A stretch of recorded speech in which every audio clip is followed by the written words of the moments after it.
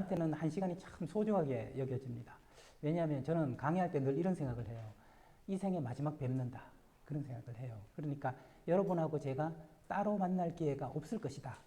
이건 왜냐하면 제가 이제 상담을 집단 상담 같은 것을 지금 30년째 하고 있는데 길거리에서 상담하신 분을 다시 만난 경우가 딱 한 분밖에 없어요. 30년 동안 한 5만 명을 상담했는데 한 명밖에 못 만났어요. 한 명도 저를 보자마자 이렇게 모른 척하고 가더라고요. 왜냐하면 제가 주로 집단 상담한 건 가정폭력 남편들을 상담했거든요. 그랬더니 이 남편들이 자기를 기억해 주기를 원하지 않죠.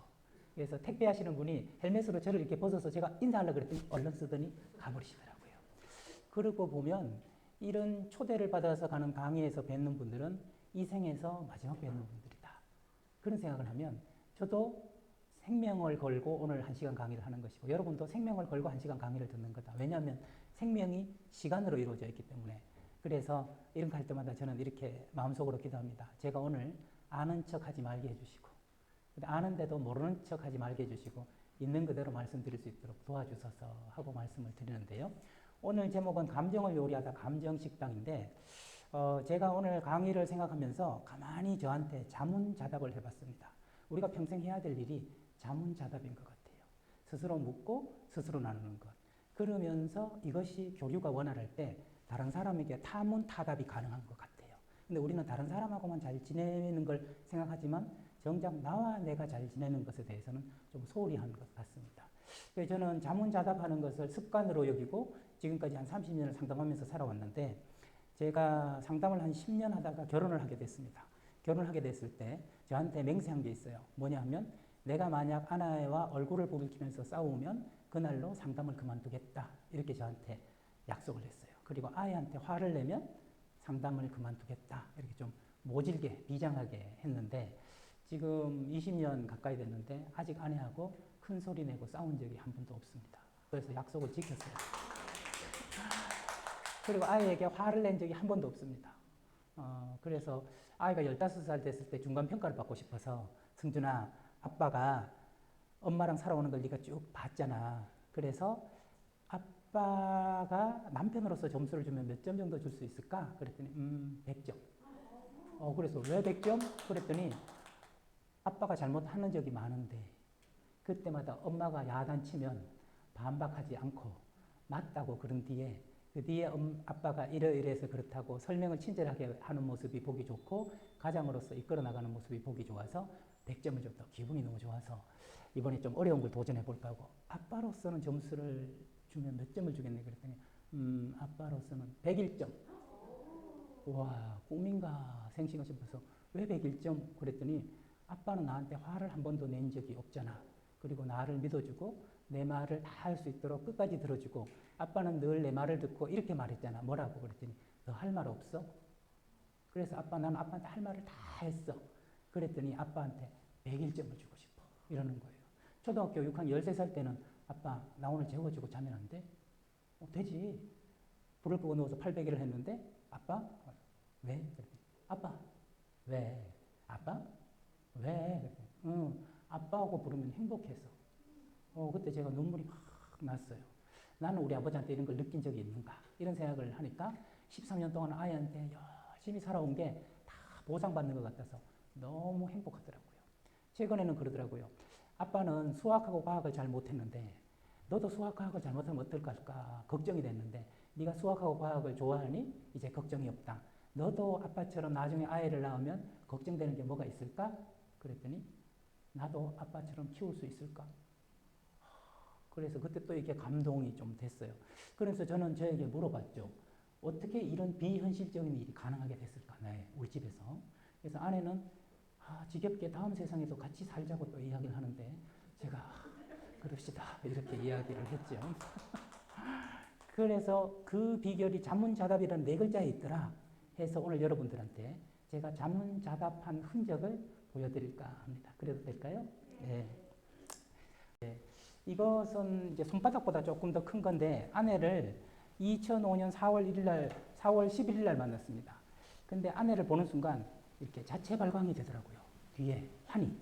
근데 이제 제가 부부 상담을 하니까 부부들이 그래요. 만날 때는 자체 발광인데 살아보니까 지랄 발광으로 변하더라고요. 자체 발광이 됐는데 이 사람이구나 하는 사람이 있더라고요. 이 사람이구나. 그래서 빨리 프로포즈를 하고 싶었는데 그러려면 빨리 가까워져야 되잖아요. 그래서 제가 생각한 게 여러분 저 따라 한번 해봅시다. 2 더하기 2는 얼마예요? 4죠. 나를 이해하고 너를 이해하면 사랑이 싹듭니다. 그러면 여러분 5 더하기 5는 뭐예요? 10이죠. 나도 오해하고 너도 오해하면 땡이에요. 이게 별 볼 일이 없어요. 그래서 서로 이해해야 사랑을 하고 더 가까워지겠다 해서 노트를 사서 제가 뭐라고 얘기했냐면 지숙 씨 우리 만날 때마다 유동근 씨, 전인아 씨 만날 때 10,000원씩 냈다 그러니까 우리가 결혼할지 안 할지 모르지만 이걸로 돈을 좀 모읍시다. 그래서 만날 때마다 20,000원씩 모아서 우리 결혼할 때 그걸로 텔레비전을 샀어요. 텔레비전 요즘도 어디 외출할 때는 10,000원씩 서로 내가지고 돈을 굉장히 모으고 있습니다. 그걸로 여행도 가고 그러는데요. 일단 눈으로 보이는 건 돈으로 하고 눈으로 안 보이는 거는 지숙 씨가 저한테 쑥스러워서 말하지 못했지만 내가 참 괜찮다고 자랑하고 싶은 게 있을 거 아니에요. 그 다음에 굳이 말을 안 해도 저를 이렇게 만나보면 이 남자 참 괜찮다고 느끼는 거 있을 거예요. 그걸 노트에다가 쓰면 어떨까요? 내 자랑질, 네 자랑질 이런 거 하나 쓰면 어떨까요? 굳이 그거 써야 돼요. 쓰면 좋을 것 같은데 알겠어요. 그러면서 순순히 응해줘서 이제 글을 써서 만날 때마다 자기 자랑 하나 읽고 그 다음에 남자 자랑 하나 또 자기가 관찰한 거 하나 써서 읽고 그랬거든요. 제가 하나 가져와 봤는데 보이시나요? 7월 13일 자기가 예쁘대요. 그래서 어릴 때 아버지가 미스 코리아 나가보라고 그랬다고. 그래서 내가 이쁜 걸 확인해 준 한 사람이 있다. 이러면서 이걸 써서 제 앞에서 수줍게 읽는 거예요. 얼굴이 발그스름하게. 그럼 제가 맞아요. 정말 이뻐요. 그리고 나면 옆에 걸 읽어요. 그는 정말 부지런하다. 그는 내가 만난 그 어떤 사람보다 바지런하다. 써서 성실성은 나의 특허였는데 막강한 강적이 나타났다. 그러면 지숙씨 잘 봐줘서 고마워요. 그리고 제가 쓴 거를 이렇게 보여주죠. 제가 그림 그리는 걸 좋아해가지고 그림을 이렇게 그려서 달콤이라고 쓰고 저도 이렇게 썼죠. 나는 좋은 것을 생활에 적용한다. 그래서 좋은 걸 배우면 내가 살아가는 데 적용해서 그대로 살려고 노력하는 사람이다. 라고 쓰고 그 다음에 아내에 대해서 낼 때 낼 줄 안다고 칭찬을 했죠. 보통 여자가 싸가지가 없으면 맨날 뒤로 빠져서 얻어먹기만 하는데 당신은 3번 사면 1번은 당신이 돈을 내니 참 이쁘다. 이걸 읽어주고 나서 아내가 2번에 1번은 살려고 노력을 하더라고요. 효과를 봤어요. 그랬더니 금방 가까워져서 석 달 만에 프로포즈를 하고 그 이듬해에 1월 8일 날 결혼을 하게 됐습니다. 결혼하고 나서 아이가 또 바로 생겨서 10월 13일 날 아들을 얻었는데 그 아들이 지금 18살이 됐어요. 18살이 돼서 이름을 승준이라고 어떻게 승준이라고 지었냐 하면 깊은 우물에 빠진 사람을 건져 올리다 이런 뜻이 있어요. 저는 얕은 개울에 있는 사람들을 건져 올려서 세상에 빛이 되려고 했었으니까 너는 깊은 우물에 빠진 사람을 건져냈으면 좋겠다는 뜻으로 해서 이 아이를 이제 유아원에 보냈는데 유아원에 봤더니 이런 게 있더라고요. 대화수첩이라는 게 있어서 한빛나라 이승준인데 이게 2012년 6월 달이죠. 장수풍뎅이를 2마리 사왔어요. 그래서 이름을 킴센이라고 지었죠. 킴센이라고 짓고 아이가 20일 동안 기르다가 킴센이가 그만 하늘나라로 갔어요. 그래서 저희 가족은 어떻게 했냐면 킴센이를 알코올로 다 닦아주고 그 다음에 가재에 염을 했어요. 돌돌돌돌 말고 솜 있는 조그만 상자에 넣어가지고 모종삽을 가지고 아파트 1층 가서 그 벚꽃나무 목련이죠. 목련나무 아래에다가 심고 우리 부부하고 애하고 절을 2번 하고 그리고 묵념을 했죠. 다음 세상에서는 내 태어나서 잘 살아라 이렇게 얘기를 했어요. 어릴 때 이 아이가 가다가 아빠 나 저 꽃 하나 꺾어도 돼? 그럼 제가 이렇게 얘기했죠. 꽃한테 물어봐. 목을 따도 좋은지. 이렇게 물어봐. 안 꺾을 거야. 개미 밟아도 돼? 개미한테 물어봐. 허리 부러뜨려서 평생 장애개미로 살아도 좋은지. 안 밟을게. 이러더니 초등학교 때는 제가 아파트를 걸었는데 아빠 조심해. 풀 밟아. 이렇게 생명을 사랑하는 아이가 되더라고요. 이건 어디서 봤냐면 김영택 시인이 길을 가다가 그 솔잎 하나를 딱 뺐더니 어머니가 머리털을 딱 뽑더래요. 아야! 그랬더니 너만 아프냐? 그랬더니 그 뒤로는 솔잎을 함부로 따지 않는다는 거죠. 솔잎을. 인디안들은 나무에서 나무를 딱 꺾었을 때 진액이 나오면 아파서 흘리는 눈물이다 이렇게 아이한테 가르쳐서 아이가 나무를 함부로 못 꺾도록 그렇게 가르친대요. 그걸 보고 나서 우리 아들한테도 꽃에 목을 따도 좋은지 그걸 물어봤더니 그대는 꽃을 일체 따지 않아요. 그러니까 생명 사랑하는 것도 생명을 사랑해라 이런 것보다 그 그 입장에서 알도록 이야기해 주는 게 더 도움이 되는구나를 느껴서 우리 장수풍뎅이 얘기도 쓰고 또 선생님이 6월 13일에는 정말 마음이 뭉클하다 그러고 어린이들의 세계를 같이 대성공해 주신 아버님의 아동중심적 교육관이 존경스러워요. 또 투표를 배운다 그랬어요. 저희 집에서는 대통령 선거를 했거든요. 아내가 1번, 제가 2번 해서 아이한테 유세를 했어요. 대통령으로 당선시켜주면 더 맛있는 걸 해주고 그 다음에 친절하게 말해주겠다. 엄마가 이렇게 공약을 하고 2번 이서원입니다. 그래서 저를 당선시켜주면 레고를 바로 선물해 드리겠습니다. 후! 막 소리 듣는데 제가 아깝게 투표에서 졌어요. 그래서 당분간 한지숙 정권이 우리 집을 한다. 그래서 아이한테 비밀 투표하고 어떻게 대통령을 뽑고 공약은 어떻게 하고 이걸 가르쳐 줬더니 얘가 요원에 가서 애들한테 또 그거 투표를 해가지고 우리 또 대통령 뽑자고 하니까 선생님이 정말 좋은 걸 배웠다 그러더라고요. 그래서 뭐 선거는 이런 거다 뭐는 하는 것보다 직접 가르쳐 주는 게 아이한테 도움이 되겠구나 하는 걸 느꼈어요. 이것은 제가 아이가 태어나고 지금까지 쓰고 있는 편지예요. 태어났을 때 태어나기 전에 삼성병원에 갔더니 그 태아 사진 있잖아요. 그 사진을 보고 울었다. 승준아, 그때는 승준이가 아니고 우리 아이야, 네 모습이 보여서 아빠가 울었다 하면서 그게 첫 번째 편지였고 계속해서 썼는데 이것은 2008년 2월 1일 저녁 7시 50분에 준이에게 보내는 편지 82번째 편지를 이렇게 썼죠. 뽀로로를 좋아하는 너 준아, 네가 좋아하는 뽀로로란다. 아버지가 너를 위해 그렸단다.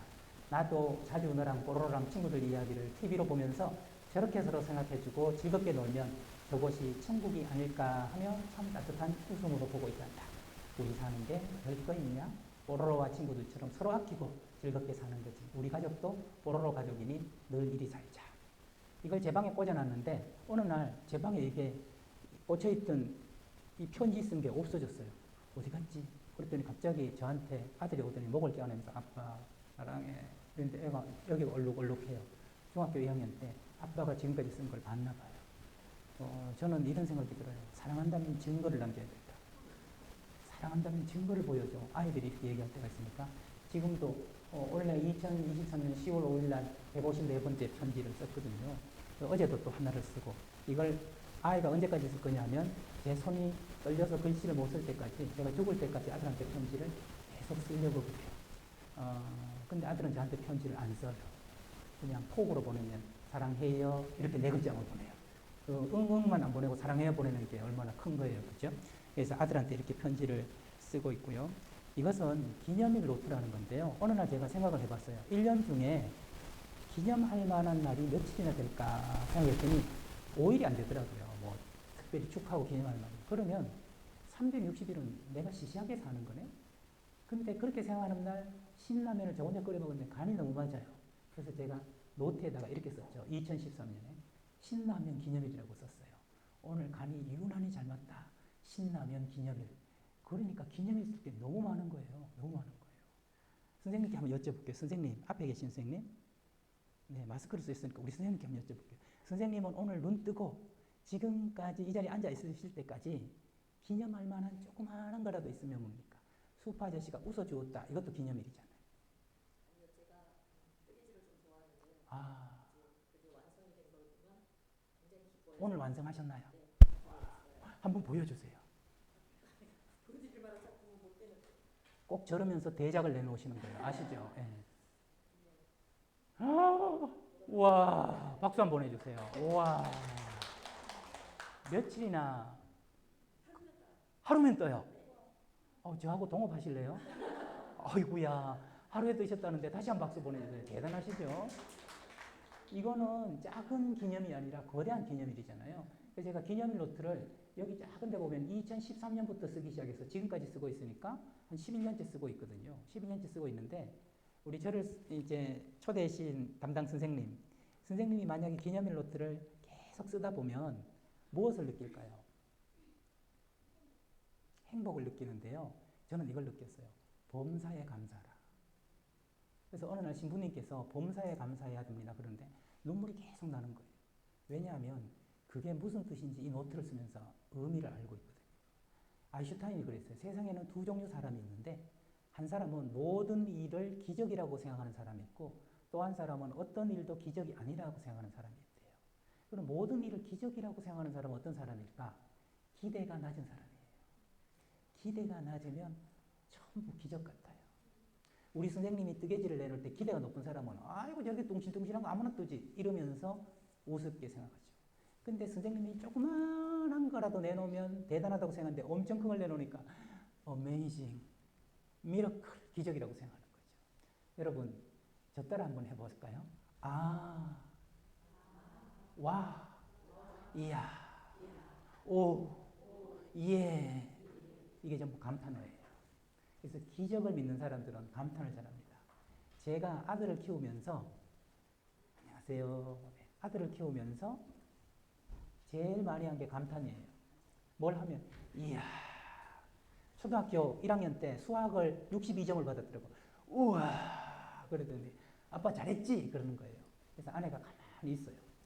그래서 절반 이상 맞췄네. 이야. 그랬더니 아내가 이러는 거예요. 만평균이 몇 점인지 애한테 한번 물어봐요. 만평균이 몇 점이었대? 80점. 그런데 성준이는 62점 받았어? 반평균하고 너하고 무슨 상관이 있어요? 그러니까 아빠 나 잘한 거지. 그렇게 와, 이야, 지금도 그렇게. 제가 아들한테 잘하는 말은 이게 한 마디 하고 또 하나는 어이구 내 새끼 똥도 버리기 아까운 내 새끼. 이런 어이구 그랬죠. 지금도 이제 18살짜리한테 그러면 그랬죠. 뭐 이렇게 이야기를 해요. 감탄해 주는 것만큼 아이에게 좋은 이야기 없더라. 그래서 이것을 기념일 노트를 쓰니까 한 달에 하나 쓸 때도 있고 하루에 20개 쓸 때도 있어요. 이건 누구한테 보여주는 게 아니니까. 그래서 지금도 기념일 노트를 계속 쓰고 있는데 이 자리에는 서강대 제 제자가 한 명 와 있거든요.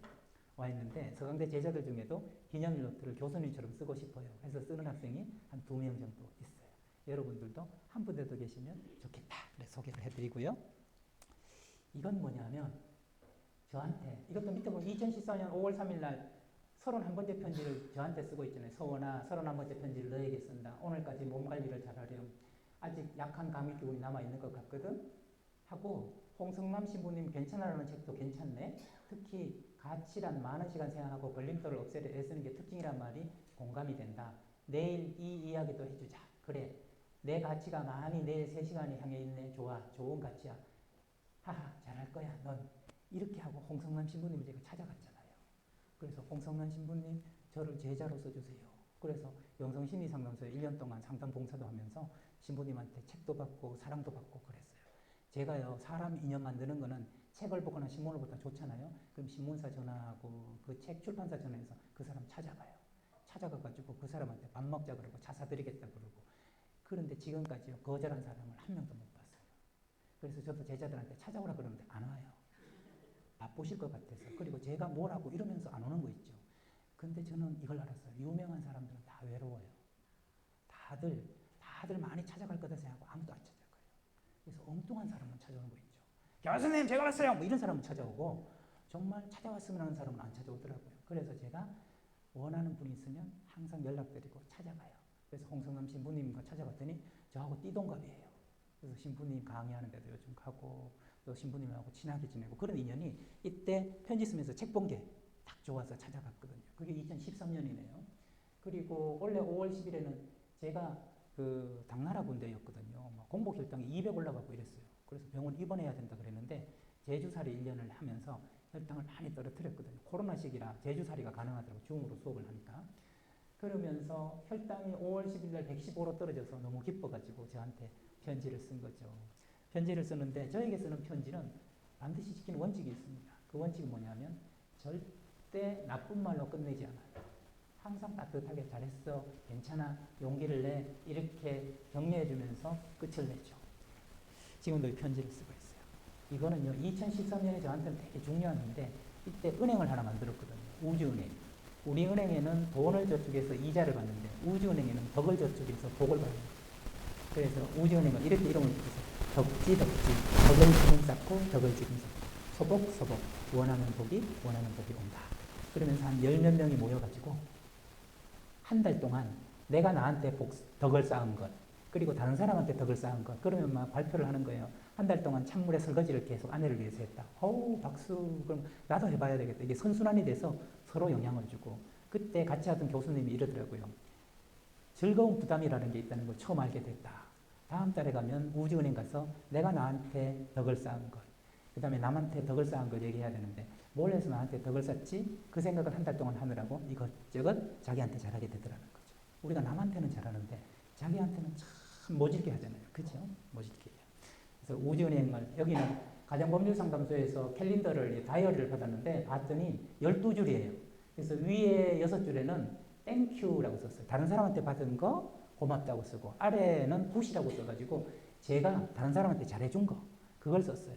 제가 참 아들이래요. 아빠 강박증이 있는 거 아니에요? 아빠는 좋아하는 건 강박증이 있어. 그래서 이것을 몇 년 동안 하루도 안 빠지고 쓰니까 아빠 진짜 대단하다.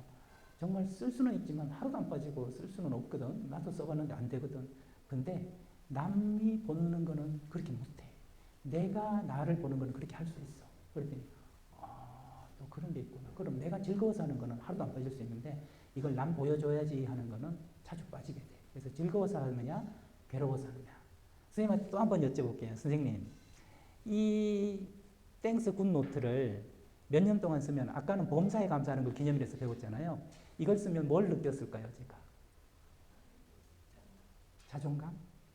제가 이걸 쓰고 여러분 느낀 거는 아무리 내가 남한테 잘해줘도 남이 나한테 잘해주는 걸 당할 수가 없다. 내가 아무리 남한테 잘해줘도 남이 나한테 잘해주는 것보다 더 많이 잘해줄 수는 없다는 거예요. 겸손해져요. 겸손해지고 정말 고마워져요. 내가 남한테 잘하는 게 많은 사람이라고 우리는 착각하면서 사는데 이걸 써보니까 내가 남한테 잘하는 걸 쓸 때는 끙끙거리면서 써요. 근데 남이 나한테 잘한 걸 쓸 때는 너무너무 빨리 휙휙휙 쓰는 거예요. 고마운 일이 너무 많아요. 저 오늘도 이 땡스 굿노트에 쓸 게 있어요. 우리 선생님께서 제가 봤더니 숨 좀 돌리라면서 아주 예쁜 크리스탈 컵에다가 물을 너무 차지도 뜨겁지도 않은 미지근한 물을 저한테 주시고 그리고 오늘 마이크를 주셔서 이걸 또 영상으로 남기신대요. 이 가문의 영광 아니에요? 영상으로 남기시고 또 담당자가 보통 안 앉거든요. 바깥에서 왔다 갔다 하는데 선생님은 저 중간에 탁 앉으셔가지고 카메라도 모니터링을 딱 하시면서 계속 있으니까 이게 고마움이 얼마나 커요. 그죠? 그리고 선생님이 보여달라고 누가 보여주나요? 그죠? 이렇게 들어가지고 보여주시니까 또 볼 수 있어. 우리가 박수도 칠 수 있고 좋더라는 거죠. 또 어떤 분이 고마워요. 부채로 붙이고 계시는 우리 선생님이 고마운 거야. 왜냐하면 선생님은 여기 오실 일정이 아닌데도 일부러 시간을 내서 허겁지겁 오셨거든요. 그러니까 얼마나 고마운 분이에요. 바쁘신데도 이 자리에 오셨으니까 박수 한번 드릴까요? 제가 뭐라고 이 강의를 들으려고 또 와주셨을까요? 그죠? 짱입니다. 그래서 제가 이렇게 우주은행도 쓰고요. 이거는 다니면서 늘 뭔가 원이나 도형으로 제가 생각하는 세상의 이치, 삶의 이치 같은 것들을 노트에다가 써서 노트에 쓰면 이게 강의할 때도 쓰이고 상담할 때도 쓰이더라고요. 남의 머리로는 오래 못 간다는 말 아시죠? 남의 머리로는 오래 못 가요. 그것을 내가 소화해서 내 언어로, 내 단어로 했을 때만 오랫동안 갈 수 있고 잊어버리지 않는데 누가 이렇게 얘기했대요. 뭐 성경이 이랬대요. 이런 것들은 자주 잊어버리게 돼요. 그래서 제가 지혜노트라고 해서 늘 이거는 수시로 가지고 있죠. 이게 참 재밌는 일기인데요. 보시면 11월 26일이라고 적혀있고 2012년, 13년, 14년 돼 있죠. 이게 3년 일기예요. 3년 일기라서 11월, 오늘이 3일이죠. 11월 3일 작년에는 어땠을까? 재작년에 내가 뭘 하고 어떤 생각을 했을까? 그걸 보면 3년 동안 내가 주로 무엇에 관심이 있고 오늘은 3년 전 오늘은 2년 전 오늘은 그렇게 이것을 6년을 쓰고 지금 이제 9년짜리로 들어갔어요. 들어가서 최근에는 이런 노트가 팔더라고요. 그래서 10월 13일 2023년 올해 이걸 썼고요. 2024년 쓸 거고 25년 쓸 거고. 그러면 어떤 마음이 생기냐면 내년에 오늘을 봤을 때 부끄럽지 않게 살아야 되겠다 이런 다짐이 생긴 거예요. 그래서 내년이 되면 작년에 이렇게 했는데 이거보다는 나은 오늘을 살아야지 이런 마음이 들어요. 그래서 저는 2023년 오늘 썼을 때보다 2024년, 2025년에 제가 더 나아지지 않을까 이런 기대를 하면서 이 일기를 쓰고 있죠. 이 일기장 이름은 오늘 기억이라는 일기장이에요. 쿠팡에 오늘 기억이라고 쓰시면 3년 다이어리 커버 색깔이 다 다른 걸로 팔거든요. 요거 쓰는데 한 2분 정도밖에 안 걸려요. 줄이 짧아서 좋아요. 줄이 길면 오래 못 쓰는데 한 서너 줄 쓰면 되는 거라서 오늘 기억이라는 그 출판사가 리훈이에요. 리훈 출판사에서 나온 오늘 기억이라는 걸 사시면 이런 형식으로 되어 있어서 쓰실 수 있을 것 같아요. 이건 한 발 한 발 천천히 그런데 짧게 매일매일 하루 일어났던 일, 상담했던 일 이런 거를 좀 쓰고 있고요. 요게 요즘 나만의 속도, 이것도 리운에서 나온 건데 이름이 좋더라고요. 남의 속도가 아니고 나만의 속도라는 이름이 되게 좋아서 이걸 쓰고 있는데요. 제가 최근에 새롭게 쓰기 시작한 게 일기 말고 시기를 쓰기 시작했어요. 일기는 날마다 쓰는 게 일기잖아요. 근데 저는 이럴 때가 있더라고요. 아침에 썼는데 저녁에 또 쓰고 싶은데 이미 썼어요. 그러니까 내일 써야지 이러면 이 감정과 생각이 날아가 버리더라고요. 그래서 남들 하는 거 일기 내가 따라할 필요가 있나? 나는 시간대별로 쓰면 되지 시기를 한번 써보자 하고 썼는데 한번 읽어볼까요? 일기 대신 시기로 가자. 10월 6일 날 오후 6시 10분에 일기가 있다면 시기도 있을 수 있다. 나는 시간 날 때마다 기록하는 시기를 한번 써볼까 한다. 남을 따라가는 길은 언제나 지루하고 힘들며 목적지에 도착해도 공허하다. 내 길이 아니기 때문이다. 이와 달리 내가 만들어가는 길은 언제나 흥미롭고 애써 목적지에 도착하면 뿌듯하다. 내 길이기 때문이다. 시기를 처음 시도하는 이 순간이 행복하다. 남이 쳐둔 그물을 가볍게 풀어버리고 나온 자유로움이 느껴지기 때문이다. 글 쓰고 정리하는 걸 정말 좋아하는 나는 천상 작가일 수밖에 없다. 이후 나의 길이 환하게 보여 기쁘다. 근데 이걸 쓰다 보니까요. 책으로도 뭐 내 생각을 쓰고 싶어가지고 5년 동안 지난주에 책이 나왔어요. 7번째 책이. 그래서 7권을 썼고 내년에도 3권 정도 책이 더 나와요. 그래서 저는 죽기 전에 꼭 100권을 쓰고 죽으려고. 그렇게. 근데 이런 생각을 안 해요. 베스트셀러가 되면 좋겠다. 되면 좋겠지만 베스트셀러가 아니라 사야 되는 이유가 있는 책을 쓰고 싶다. 이런 생각이 있어 쓰고 있는데 제가 내년 가을쯤에 나오는 책 한 권을 좀 미리 소개를 해드려도 될까요? 성바오로의 딸이라고 성북구에 가면 수도원이 있습니다. 성바오로 수도원이 있는데 제가 거기서 오늘 감정식당이라는 제 강의 제목인데 수도원의 감정기행이라는 것을 한 넉 달을 했는데 성바오로 출판사에서 책을 내서 교보나 영풍으로 가져가면 그거를 바로 그냥 종교서적에 꽂는다는 거예요. 그러니까 일반인들이 볼 수가 없다는 거죠. 그래서 수사님이 이거 말고 일반인들도 이 좋은 내용을 보면 좋겠다 해서 독일에서 공부하신 경험으로 리벤, 살다 해서 레벤북스라는 거를 만든 지 지금 한 4년 정도가 되셨는데 거기서 1년에 한 권이나 2권을 내요. 2권을 내는데 이 책은 영리를 목적으로 내는 책이 아니고 좋은 영향력으로 많은 분들이 봤으면 좋겠다. 그래서 작가도 굉장히 엄선한다는데 제가 영광스럽게 6번째 작가가 됐어요. 6번째 작가가 돼서 책을 쓰게 됐는데요. 책 제목이 뭐냐면 그 말이 듣고 싶었어요. 그 말이 듣고 싶었어. 우리 살다 보면 그 말이 듣고 싶을 때가 많잖아요. 그 책을 쓰게 됐는데 제가 이 사장 수사님하고 편집국장 수사님을 만나고 너무나 유쾌했던 게 뭐냐면 우리는 책을 5,000부만 만든대요. 왜냐하면 후원자가 5,000명이래요. 그러니까 후원하는 분한테 책을 한 권씩 드리는 게 출판의 목적이라고 그러시는 거예요. 근데 좋다고 주위에 소개해 주시면 더 책을 찍어서 내는 데라고 그러시면서 저한테 하시는 말씀이 제가 책을 언제까지 쓸까요? 그랬더니 돌아가시기 전까지 쓰세요. 돌아가시기 전까지 쓰시래요. 일부러 써내는 책 원하지 않습니다. 우러나오는 것을 책으로 쓰시면 좋겠습니다. 그래요. 제가 올 연말까지 낼까요? 그랬더니 내년 가을까지 내시죠. 어제 그 말씀을 하시더라고요. 그러니까 더 열심히 쓰게 되는 거 있죠. 제 시계 이뻐요?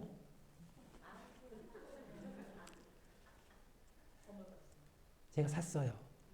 제주도 면세점에서 98,700원 주고 샀어요. 이 시계를 사고요. 잘 때 빼고는 계속 끼고 있어요. 왜냐하면 58년 만에 내 시계를 처음 샀어요. 그전에는 전부 남의 시계만 차고 다녔어요. 검은색 아니면 실버색. 교수가 무슨 노란색을 하려고 그래, 파란색을 하려고 그래. 그 소리를 주위에 사서 들어가지고 골랐다가 놓고 이랬는데 제가 어릴 때부터 오렌지색을 너무 좋아했거든요. 그래서 이 시계를 사고 너무 좋았어요. 이제는 남의 시계가 아니라 내 시계를 봤더니 무지개까지 있는 거예요. 난리 났어요. 내 미래는 무지개로 반짝반짝거리고 이걸로 하고. 그래서 아내가 이걸 보고 이랬어요. 살 줄 알았어. 언젠가 살 줄 알았어. 늘 가면 저 색 이쁘다. 저 색 항상 주황색이 꽂혀 있었거든요. 그리고 나서 지오다노로 달려가서 맨투맨 또 오렌지색을 딱 입었죠. 오늘 그거 입고 올라 그랬는데 두 개가 부딪혀서 둘 다 죽는 거예요. 그래서 그냥 파란색으로. 오늘 저의 모든 옷은 얘를 살려주기 위해서 그렇게 가지고 온 거죠. 레벤북스에서 그 책을 썼는데요. 그 책에는 우리가 살면서 듣고 싶은 말들을 모아서 썼어요. 그것 중에 제일 제가 좋다고 생각하는 거 하나를 소개해 드릴게요. 미리 그 책 내용을. 제가 우리 선생님도 같이 있습니다만 인생 포럼이라는 걸 만들어서 하고 있거든요. 인생 포럼은 지위 고하를 막론하고 남녀노소를 막론하고 살면서 지혜를 사랑하는 사람들을 25분 정도를 모셔가지고 그분들하고 당신 삶에서 우리가 배워야 될 지혜는 무엇입니까? 하는 주제 하나를 가지고 2달에 한 번씩 다들 바쁘시니까 만나서 그 모임을 하는데요. 그 모임에는 철칙이 있어요. 뭐냐면 직업이 같으면 안 돼요. 우리 저 뒤에 계시는 우리 형제님. 네. 직업이 왜 같으면 안 된다고 제가 규칙을 정했을까요? 네. 저건 좋은 말이고요. 셈이 나요. 남이 잘 되면 배가 아파요. 같은 직업이면 배가 아파요. 근데 기자가 승진한 건 배가 안 아픈데 교수가 승진했다면 교수가 배가 아픈 거예요. 이건 어쩔 수가 없어요. 그래서 이거를 없애려고 하는 게 아니라 아예 직업 다른 25명을 만나서 하고 있는데 그 중에 한 분이 LG에 전무님으로 계신데 저보다 2살 어려서 저한테 형님 뭐 이렇게 부르는 분이 있어요. 그분이 어느 날 사석에서 이런 얘기를 하더라고요. 고등학교 2학년 때 열심히 공부를 안 했대요. 그랬더니 고등학교 2학년 담임선생님이 불러서 그랬어요. 한명 더 하면 네 앞날이 잘 보이는데 네가 공부를 좀 안 하니까 선생님이 너무 안타까워서 좀 네가 공부를 열심히 이번에만 좀 하면 좋겠다. 근데 그 말씀이 너무 와닿아서 열심히 공부해서 카이스트 최연소 박사가 됐어요. 누가 생각났겠어요? 그 담임선생님이 생각났어요. 저희 담임선생님을 찾아갔어요. 그래서 선생님 그때 그 말씀 덕분에 제가 이렇게 카이스트에 왔습니다. 그랬더니 그 담임선생님이 여러분 뭐라고 했을까요? 예? 3류는 이렇게 얘기해요. 인재야 찾아오나 이렇게 얘기해요. 이게 3류 선생님. 2류는 뭐라 그래요? 찾아와줘서 고맙다. 1류는 뭐라고 했어요? 이 선생님은 1류였어요. 네? 그렇게 될 줄 알았다. 요거는 1.5류야. 근데 이 선생님 1류가 이렇게 얘기했어요. 영서가 내가 그 말을 그때 너한테만 한 건 아니야. 여러분 박수 한번 보내주세요. 저는 그 말을 듣고 소름이 돋는 거예요. 야, 나는 이런 선생이 될 수 있을까? 선생님 옆에 계신 분한테 그 얘기 해봐요. 서로 얼굴 보면서 제 얘기 따라 해보세요. 선생님, 제가 이 말을 선생님한테만 한 건 아니에요. 이걸 우리 자식한테 또 친구한테 해보세요. 참 은혜로운 말이에요. 내가 그 말을 너한테만 한 건 아니야. 근데 네가 했잖니. 이거는 직접 네가 잘했어 하는 말보다 훨씬 크게 칭찬해 주는 말이에요. 또 한 번은 고등학교 2학년 딸을 이렇게 소파에서 머리를 만지면서 엄마가 그랬대요. 너도 나중에 엄마처럼 너를 이뻐하고 사랑해주는 남자를 만나서 잘 살아? 그랬더니 딸이 이러더래요. 엄마, 그 사랑을 어떻게 뛰어넘어? 그래서 엄마가 새벽 3시까지 눈물을 흘리면서 잠을 못 잤대요. 여러분 저 따라 같이 한번 해봅시다. 엄마, 그 사랑을 어떻게 뛰어넘어? 우리는 태어나서 딸한테 이런 소리 한번 들으면 죽어도 여한이 없겠어. 해준 게 뭐가 있는데 이런 소리 하는 딸 말고. 그죠? 엄마가 해준 게 뭐가 있는데 이런 얘기 하지 말고. 그래서 이제 글을 계속 쓰는 걸 연습으로 하다 보니까 자문자답을 하다 보니까 책도 쓰게 되고 참 좋은 이야기도 듣게 됐다는 말씀을 드리고요.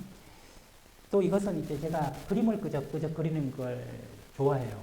어느 날 이런 생각이 들더라고. 내가 눈에 보이지 않는 사람 마음도 그리는 사람인데 눈에 보이는 물건들 못 그리겠나 싶어서 우리 아들을 그렸어요. 숙명유아원 마치고 숙대 가가지고 계단에서 내려오는데 너무 귀여워가지고 숙대 분수대위 친목으로 만든 산책로를 즐겁게 걷는 준이 해가지고 7월 30일 날 이렇게 그리고 또 교수로 한 10년 있을 때는 라마다 호텔 제주도 갔더니 50% 할인이 되더라고요.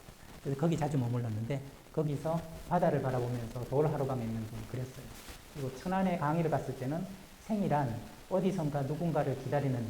천안역에서 12시 45분 서울행 새마을 열차를 기다리다가 2009년 원에서 이렇게 그림을 그렸죠. 뭐 이게 누구를 보여주려고 그린 적이 없고 영수증도 붙이고 그림도 그리고 이러다 보면 어떤 게 제가 발견했냐면 심심하지가 않아요. 외롭지가 않아요. 여러분 저 따라 해봐요. 제가 말과 마음 사이라는 첫 책에 이 말을 썼는데 여러분 저 따라 해봐요. 우리는 혼자라서 외로운 것이 아니라 혼자일 수 없어서 외로운 거다. 그러니까 특히 나이가 60이 넘으면 혼자 고물고물 노는 거를 하나씩 가지고 있어요. 얼마나 좋아요. 우리 선생님 지금 이렇게 하시면서 바쁘신데도 여기 오셨잖아요. 근데 이런 어머니가 최고의 어머니예요. 이런 어머니가 최고의 어머니야. 어떤 어머니가 최악의 어머니냐면, 영수가 뭐하냐? 왜 엄마? 그러면 엄마 혼자 계속 이렇게 둘 거야? 엄마도 뭐 어디 나가고 어딜 나갑니까? 다 도둑놈이고 도둑년들인데 나가서 뭐해? 언제 오는 너는? 엄마 바빠 이번 주에. 그래, 엄마보다 더 바쁜 게 있구나. 그러니까 이런 엄마가 최악의 엄마 아니겠어요? 근데 엄마 오늘 점심 먹어. 내가 오늘 영성 특강 간다. 엄마는 맨날 특강을 가. 미안하다. 엄마가 좀 바쁘다. 최고의 엄마예요. 그러니까 외로운 것을 어떻게 고물고물 혼자 잘 노느냐. 뜨개질을 하든, 저처럼 글을 쓰든, 그림을 그리든, 어디 모임을 가든, 그런 걸 많이 하는 사람이 자식을 효녀, 효자로 만들어준다. 그렇기 때문에 내 몸 건강하고, 관계 건강하고, 만날 사람들이 많아야 우리 아들, 딸들이 다리 쭉 뻗고 잔다. 내가 갑자기 낙상해서 못 걷게 됐을 때, 간병에만 옆에 있을 때, 언제까지 미스트롯하고 미스터 트롯만 보고 있을 거냐. 그거 말고 글도 쓰고 수시로 전화가 와서 방문하는 사람도 오고, 오지 말라니까 하는데 줄 서서 오는 사람도 있고 전화해주는, 이러면 그때 얼마나 덜 외롭겠냐는 거죠. 노후 준비는 경제적 노후 준비보다 더 중요한 게 관계적 노후 준비가 더 중요하다. 제일 불쌍하게 사는 어른들을 보면 자식만 바라보고 헌신하고 살다가 나중에 헌신짝 되는 부모들, 아무도 관계를 안 만들어둬가지고 아플 때, 외로울 때 서럽고 괴롭게 마지막 생을 맞이하는 게 제일 불쌍하다. 그래서 여러분, 우리 스스로에게 박수 한번 쳐봐요. 정말 여기 오신 분들은 지금 관계 노후 준비를 충실히 하고 계신다, 그렇게 생각이 들고요. 요즘은 이렇게 그림을 그려요. 우리 아들이 그러더라고요. 아빠, 서너 줄 이상은 안 읽어. 그래요. 그렇구나. 그래서 스케치북을 가지고 다니면서 연필 하나를 그리고, 올 한해는 사각 연필을 깎는 마음으로 늘 새롭게 살아야지. 힘든 일은 지우개로 쓱싹 지우고 새 마음으로 새롭게 살아야지. 그리고 커피 잔을 그렸어요. 요게 무슨 잔 같아요? 에스프레소 잔이더라고요. 조그만한 거. 그걸 이렇게 그리고 나서 같은 커피라도 담기는 잔에 따라 다른 맛이 난다. 나는 지금 당신이 담겨도 좋은 잔일까? 그래서 이걸 그리다 보니까 이걸 벌써 800점을 그렸어요. 800점을 그렸어요. 그래서 출판사에서 이거 책으로 내재요. 그래서 제가 1000장 이상 그리면 그 중에서 골라서 책으로 내자. 그렇게 얘기했더니 출판사에서 제안을 했어요. 인스타그램에 이서원 채널을 만들어서 이걸 내일 올리래요. 그럼 반응이 좋은 거 있잖아요. 그것만 골라서 내년에 책으로 내자고 그러더라고요. 여러분, 서점에 가가지고 연필 그려져 있으면 제 건 줄 아세요? 그래서 내년에 또 이 책이 나올 것 같아요. 제가 여러분한테 제가 어떻게 자문자득하는가 하는 것을 오늘 말씀을 드렸어요. 혹시 보시면서 우리 제자님, 제가 하고 있는 거를 보고 나도 저거 한번 써봐야지 하는 게 있었어요? 뭐가 있었어요?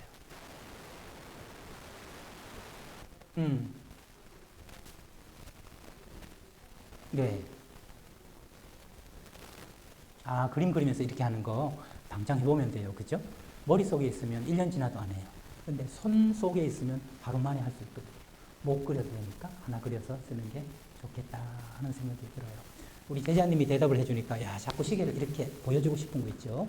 이렇게 시계를 보니까 50분인데요.